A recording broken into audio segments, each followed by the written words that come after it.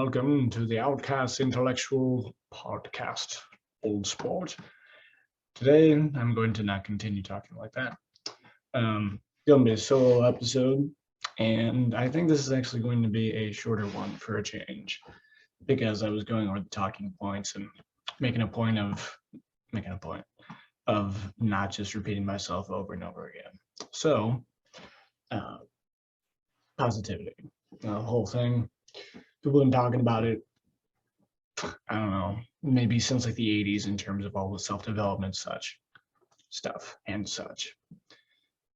And on the outside, it sounds like it's going to be a positive thing, right? Because it's about positivity rather than negativity.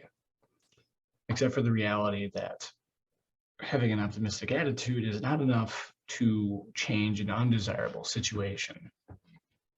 And you can see that with people who, for example, might have an illness of some kind, but they act like just having a positive attitude is enough to make things better. If they just keep a stiff upper lip, things will just magically work out. And stuff like that doesn't work. I mean, it can help, but when you do just that, we know it's not enough, right? But if it was as simple as that, then you could just inform these people this is the situation. If they won't do anything about it, well, then they die, or they have to deal with it in isolation, right? But the real issue is when other people decide that they are going to be the bulwarks of justice, according to them, and want to fight for this or that. Because now it's not just an aspect of, oh, this person is doing something that's unhealthy for them or whoever else, and they're going to have to deal with it when the consequences come around. It is a question of you are considered the bad guy, gal, whatever, for pointing out that actuality. And probably just the most common example that I notice is the whole body positivity thing. And I understand like the other side to the perspective, but ultimately it acts like you should be able to be whatever weight you want, and people should just be okay with it. And I can understand not wanting people to judge other people for being fat, obese, whatever it is. I don't even know. Like, fat's probably just a casual term. Anyway, not judging somebody because they're fat. But then there's just the realities of it. How many people have you seen on those little carts at the supermarket driving them around? Not because they're missing a leg or because they obviously have like a spinal issue or something like that, but just because they're really fat. And the thing about that is the whole positivity attitude sustains itself by defining its perspective in opposition to X. So with the body positivity thing, you have people saying, well, you just think this is the only way that you can look and it's acceptable. But actually, it can be like this. And we don't need to be like that. We can be like this and everything can be just fine too. The issue with that is first of all, that it's not true, but it comes back to just the aspect of the mindset from which it comes. Who is coming to this conclusion? From where? For what reasons? Because body positivity is honestly the thing that I'm probably going to talk about the most here, just because if it applies to the one situation, it's going to apply to anything ultimately, simply because it isn't about the body. It's not about the lifestyle. It's not about the this. It's not about that. It is about the insecurity of the people who are insisting on the positivity. Because our subconscious sees, are actually really intelligent, even if the person's really stupid. because it makes all those connections. That's why no matter how dumb somebody is, they can always find a reason why they shouldn't do what you think that they should do, even if like everybody understands how dumb it is for them to continue doing what they've been doing, because their subconscious can just come up with these different things to throw you off, or at least to convince themselves of it. It's the same thing with this whole positivity thing. So in the case of the body aspect, if they notice that somebody seems put off by another person being obese, it isn't about the obese person. It's about how that perception of that flaw in that case, and being obese is a flaw because it does directly affect your health, particularly over the long term, comes back to where the person who's making that perception, and then goes to the person who's observing them. Because by observing that interaction observation, they make the connection to one of their insecurities. So if this person is judging that person for being obese, then they feel directly judged for whatever it is that they're insecure about. And it could be appearance as well. Maybe they're fat as well. Or they feel fat more significantly. And the interesting thing about this, and maybe this is just how much I've run into it rather than what the actual ratio is, but I haven't really noticed a whole lot of guys being part of the body positivity thing. And I wonder if that ties into kind of the cultural experience of the weight aspect of women and such like that. I mean, that's honestly more of a tangent than I should probably go on, because if you've listened to me talk before, you know that that can be a dangerous thing. But that's where it comes back to, is the insecurity aspect.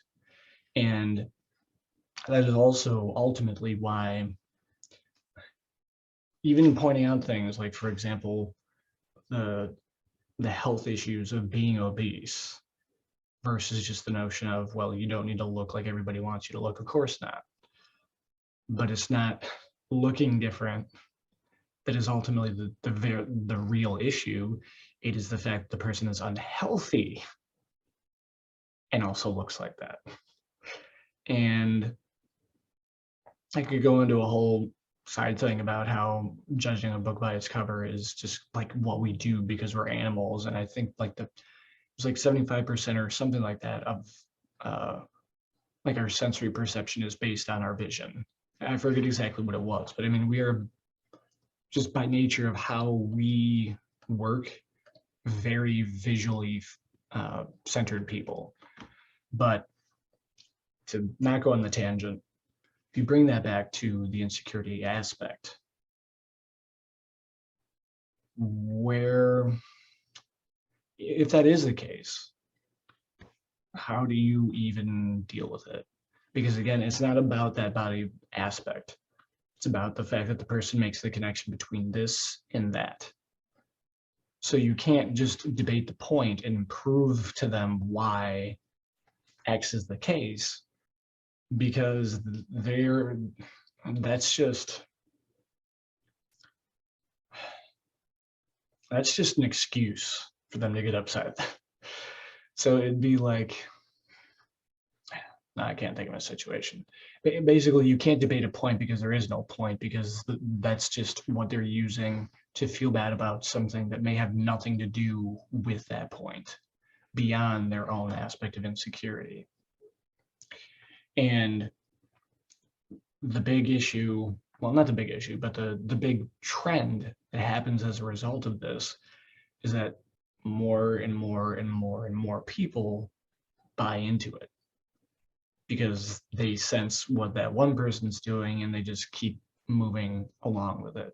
It's the same thing if you consider like the whole trans argument when it comes to sports and such, because you know it's fine to say it's like, oh, okay, this person identifies as that and just let them live the life that they want to live. It's like, oh, okay, fine.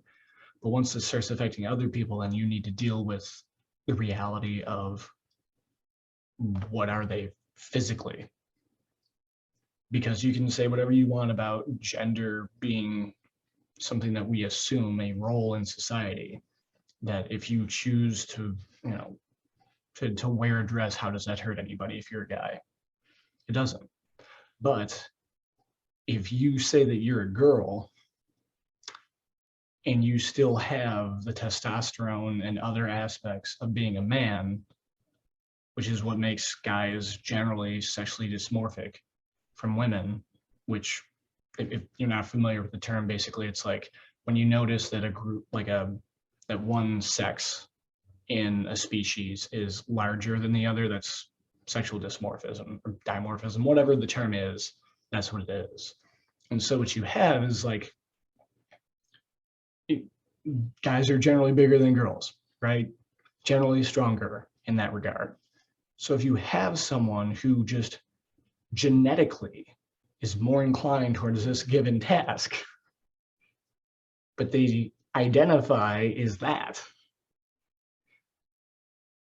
this, like, it becomes way more complex, right? Again, it comes back to the reality. It's like, oh, well, like, what, just because the person has folds, you think that they look hideous? Like, okay, whatever, fine. Be fat, have your folds, have your underarm stuff, whatever. But it does not change the fact that if you walk around with an extra 100 pounds on your body until you're in your 40s or 50s or whatever, you're going to fuck up your knees, your ankles, or whatever, your heart. Whatever it is that you mess up will be messed up because it is not healthy. So it's the same thing with that trans situation. And we've noticed this a number of times already, where an athlete would go from being not very high performing for the class that they're in to just being top of class in the other one. Why? Because when you have someone whose upper body strength is crucial to their performance, and you put them in a group where they're naturally going to have more upper body strength compared to everybody else, of course they're going to win. Like, they have an unfair advantage. And that is what brings back to the physical realities of the situations versus positivity to the situation. And I want to make sure I'm staying on topic here. Groups insecurities. The thing about the insecurity aspect in relation to the physical reality of things is that it basically creates this illusion, because the people, again, they're not arguing for this or that because of an actual intelligence stance on X point, X area. They're doing it because of how they emotionally respond to the perceived judgment of it. And because of that, you just naturally have a person who cannot really be reasoned with, because they're already coming from a place of desperation, scarcity, and so on. They literally only have an issue with what you're doing over here because they are so insecure about this that even seeing somebody in any way, like judging another person for any insecurity over here, they automatically associate with themselves. So they're like an open nerve. And if you have that kind of situation, and if you can't debate the point because they're not upset about the point, they're just using it as an excuse to get upset, how do you actually reconcile that situation? Because, I mean, we don't live in like the 1300s. You can't just cut off somebody's head if they're being a jackass, at least not do it and get away with it. So how do you deal with all this? Because something that I try to bring to every episode is to not just criticize, but to bring a potential solution back. Which is part of the reason why this episode is probably going to be shorter, because I couldn't really think of like a realistic way of doing it. The issue is people coming from that perspective, from that emotional reality state, whatever you want to call it, is that you aren't ready to move on from something until you are ready to move on from it. And until then, you're going to just keep doing it. It doesn't matter if it's gambling or being addicted to sex or drugs or alcohol or anything. But at the same time, while these people are not dealing with their insecurities, they're making the consequence of that everybody else's problem. Because it's one thing if you decide that you're going to just keep doing this and you're going to have to deal with the consequences later on, because it is your life ultimately. It's another when you take an, I guess you could call it an ethical stance, make it seem like it's ethics, which can affect other people. Because being obese is not healthy. One sex is not the same as the other physically. And so if you are born as this sex, and I know it's like non-binary or whatever, it's binary enough that there is a significant physical difference in most males versus most females versus most males, etc.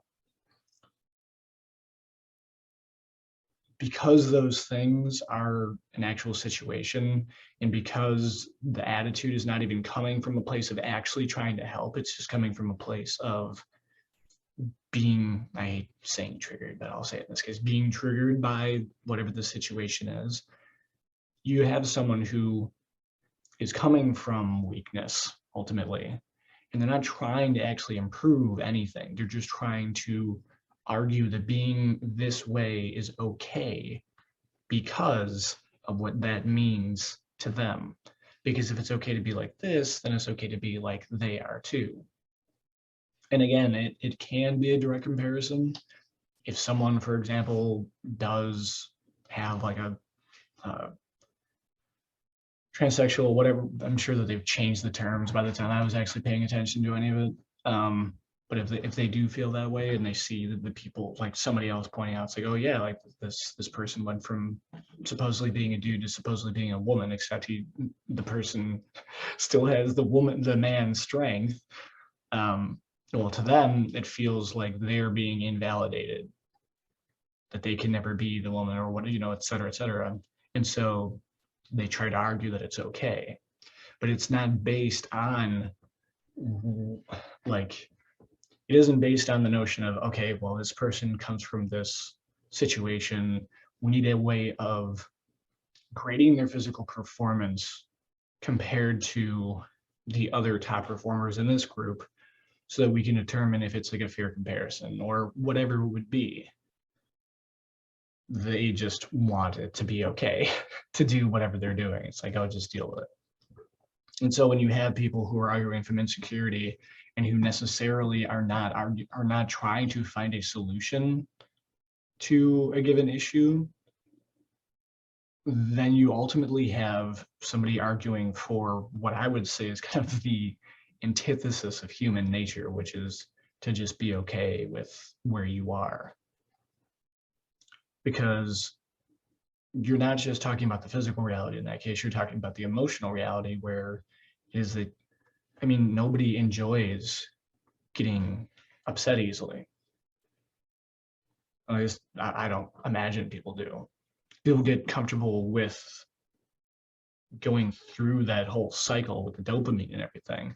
But I don't think most of those people, if they could be honest with themselves, would say that they enjoy being insecure about their body or in whatever sense or whatever else it is that they're insecure about. And yet they still want to do it. And I don't talk mental illness and stuff like that because there's a lot of it that I think is just bullshit. Anybody can build a world and give it a rationale. Doesn't mean that that's how everybody works. And there are a lot of different ways to reinterpret something to make it sound like it's fact. But ultimately, if you have people who are not prepared to deal with moving on, with dealing with their issues and such.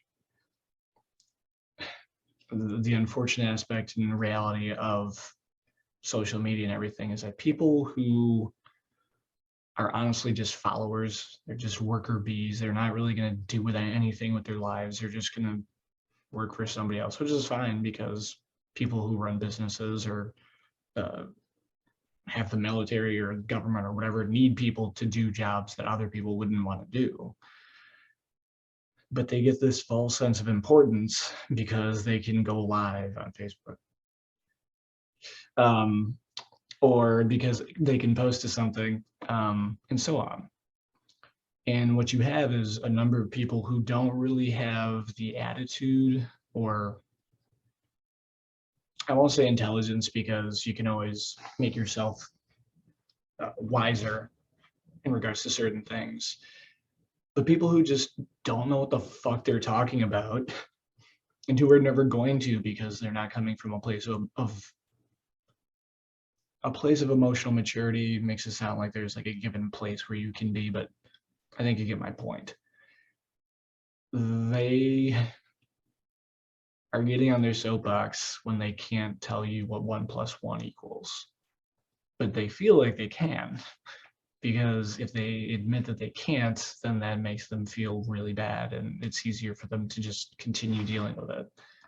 So it's kind of funny because as a result of being insecure about this and connecting the situation, they really are the same as that other person, because they are also just trying to continue doing what they've been doing and getting what they've been getting, but pretend like that's okay when they know that it's not, which is again where a lot of the emotional energy comes from to try to oppose it.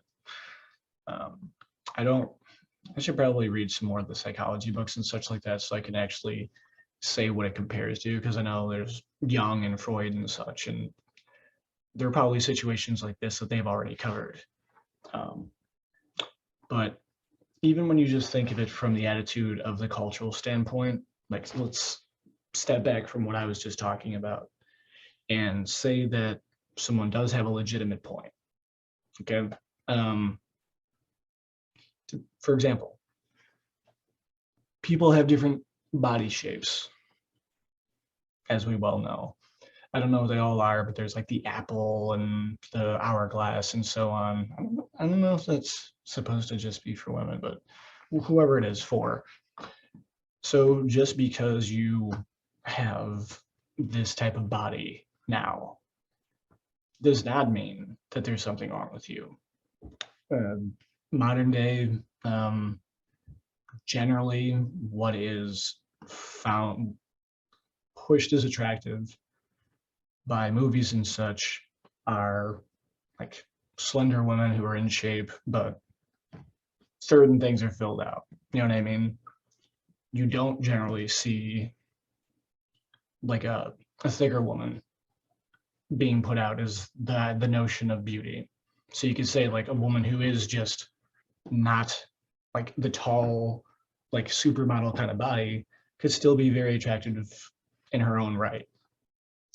So say that you have a situation like that where there is just the cultural attitude of, oh, this is how things should be, versus the other reality where, yes, you can be different from that and still be attractive.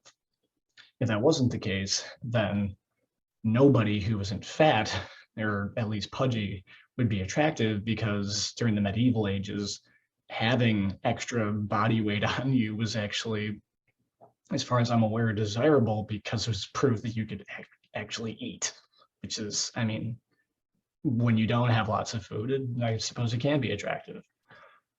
But when you're taking the stance of this is just a cultural attitude versus value that is just not being perceived, how do you reconcile that situation? And I think the important aspect of it is, again, to first understand where somebody's coming from. Because if they're coming from that place of insecurity where they're just offended by it, and you can tell, and that's still, it is not even close to the same thing as having like a legitimate point in perspective. So first, you have to understand if somebody is this or that, because if they're not this, they actually have a perspective. They have reasons why they believe what they believe. Now you can actually try to come to an understanding with them, assuming that that's what they want. And so in this particular example, you could say, okay, um, understand what you're saying, that people can be attractive or whatever for different reasons, and somebody shouldn't feel unattractive just because they don't look like the trending Hollywood stars or starlets. I don't even know why they distinguish it, just call them stars, whatever. And that's valid, okay? But at the same time, like an easy way that you'd be able to tell that it's one person versus the other is that the insecure person would say, oh, you're not attracted to somebody who looks like that, and basically try to make guilt trip you for having your own tastes, versus somebody else who would just say, look, all I'm saying is that if somebody who looks like this only sees people who look like that ever being promoted as if they're attractive, then just by extension of defining themselves in response to that, they're going to feel unattractive. And I can't understand the point of that, because I mean, for me, like, I've always decided what I wanted based on what I wanted, but a lot of people are just not like that. A lot of people are highly socially suggestible in terms of what their value sets are, what their value, I already said value sets, like how they feel in terms of, oh, like, am I okay? Do I have value? And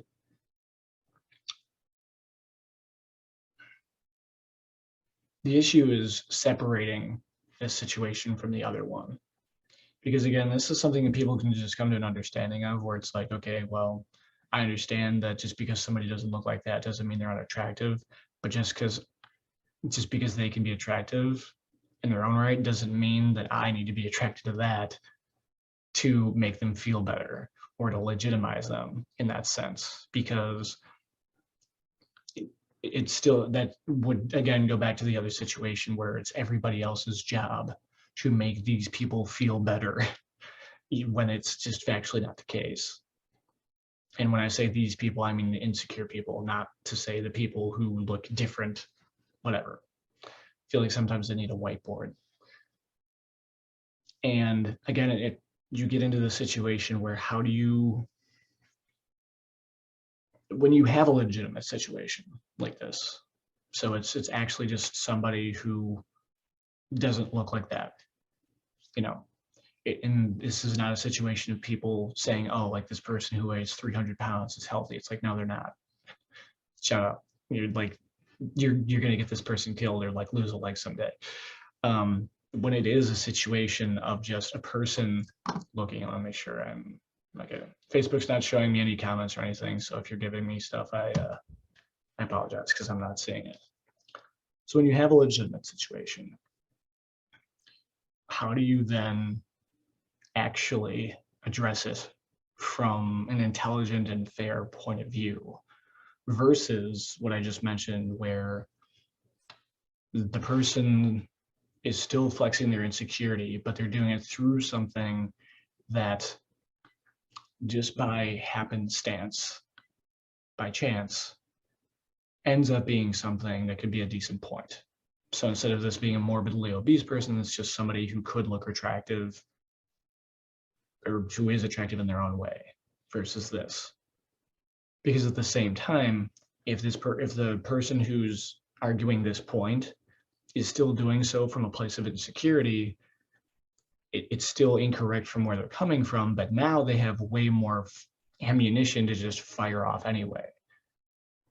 Because they can just say, it's like, well, so just because this person doesn't look like that, that means they're not attractive. It's like, no, I didn't say that. Well, you're the one who doesn't find them attractive, and so on and so forth. And this is the shit that happens like every day. So how do you again address things that I don't really like saying should or ought because it's going to vary from person to person, but how do you address things that can be addressed while also not falling into the pit of doing this because an insecure person expected you to? Because the reality there is that they're never going to stop, because the need does not come from the change, it comes from their insecurity. And again, the bigger issue with this is because these people just have the ability to get out there and out there and out there and out there, they can just keep talking. So when you have reasonable people who are just asking for a very reasonable thing versus the other people who act like they're talking about the same thing, but are actually just trying to stay the way that they've been and make it everybody else's problem because it gives them a false sense of importance. How do you reconcile that? And again, this is where it gets really complicated because you can't just say, okay, well, you can go over there. I'm going to talk to this person now. If it was that simple, we probably wouldn't have as big of an issue in society with it. So because the one group is going to intermingle itself with the other, because it gives it a sense of authority, it gives it a sense of legitimacy, and so on. I think ultimately the matter comes down to, sooner or later, the group which does have the legitimate point has to accept the responsibility of distancing themselves from those who are coming from a different place. Because there is a huge difference between, we think everybody should be able to live a comfortable life, to down with the rich, off with their heads. And I mean, one attitude is very positive. It just wants things to be better in general, isn't even expecting to take away from somebody else.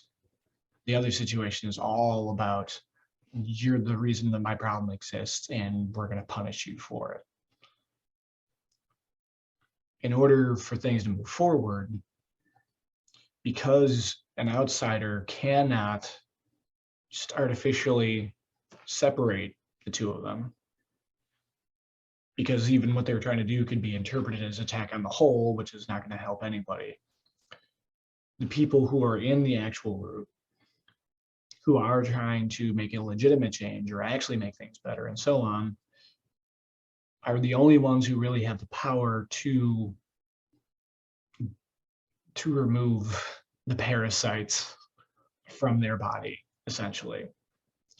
Because these people, the insecure people, can only pretend like they're fighting for X cause when Y group allows them to be involved. It's a sense of wanting to be part of the tribe, so to speak. Now, ultimately, they don't really care about that tribe. They just want to be in a tribe so that they can eat their food and so on, as a metaphor. But when that tribe doesn't let them in, then they lose the legitimacy of what they're doing. And when they continue going around and tribe after tribe after tribe after tribe after tribe says, no, we don't want you here, that can hopefully lead to the insecure people maybe eventually thinking, maybe I need to change, which is hilariously having them rethink their lives and their stance and how they approach it by having social disapproval, which is actually kind of, yeah, it's kind of hilarious. Just ironic how that works. Again, like this was something that I came up with during the podcast. It wasn't something I thought about before, but I really think that that's the only way. And ultimately, it's really hard to do that because people like support, and they like votes, and they like numbers, and they like donations, and they like another person to hold up the sign at the rally. And that creates its own problem, which is completely outside the context of the whole positivity thing. So in order for people to separate themselves from that and to take the people who should not be leaders because they're coming from a place of weakness and put them ultimately in their place, so to speak, which is to say, you are not speaking for us. You are just looking for an excuse to be negative. Ultimately creates that social distancing. I didn't even know that I was going to say that until I said it. It creates that reality which ostracizes the people who don't really have valuable positions to contribute in the name of actually getting this form of progress. And that's what's occurred to me for it. Yeah, I think that's honestly everything. Of course, me being me, I managed for my short episode to only be 14 or so minutes shorter than the normal ones, but you know, where there's a will, there's a way. Where there's a mouth, there's a say. I don't know. If you do have any topics that occurred to you while you were listening to this, watching it, etc., feel free to like message me or I mean, I have to think of like when this is on YouTube. Like, just leave a reply. Just you can leave what your question is in some form that I can check out, because I think it would be cool to do an episode where it's just going through people's questions or situations, scenarios, whatever that they would like to hear the response to. I feel like that would be pretty cool. But yes, and I will catch you on the flip side.